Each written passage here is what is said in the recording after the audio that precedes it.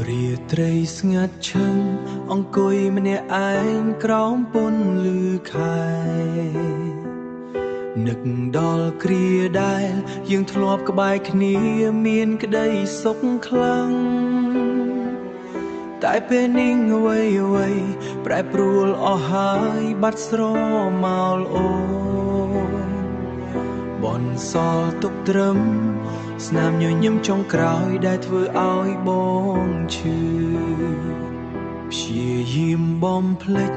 តែចិត្តនៅតែនឹកដល់រឿងចាំងចាស់ពាក្យសន្យាទាំងឡាយអូនដើរចេញទៅចោលបងឲ្យនៅជាមួយភាពឯកាតើបងត្រូវធ្វើបែបណាដើម្បីឲ្យចិត្តនេះឈប់ឈឺចាប់មេឃក៏ខូចចិត្តធ្លាក់ភ្លៀងស្រង់ចុះមកយ៉ាងខ្លាំង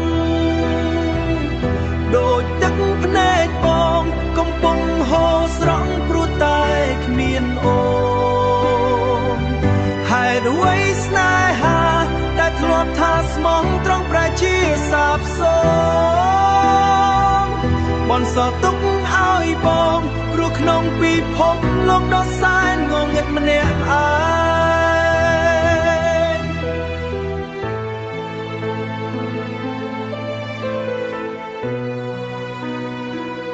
ចង់ស្រែកសួរមេ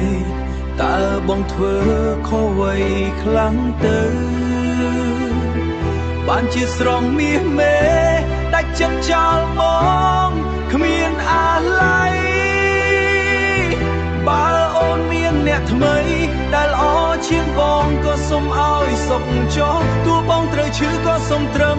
ឃើញអូនមានក្តីសុខបងមេឃក៏ខូចចិត្តធ្លាក់ភ្លៀងស្រង់ចុះមកយ៉ាងខ្លាំងហើយអ្វីស្នេហាដែលធ្លាប់ថាស្មោះត្រង់ប្រែជាសាបសូន្យបន្សល់ទុកឲ្យបងព្រោះក្នុងពិភពលោកដ៏សែនងងឹតម្នាក់ឯងលាហើយម្ចាស់ស្នេហ៍លាហើយក្តីសង្ឃឹមឲ្យបងសុំទោសដែលមើលថែអូនមិនបានល្អ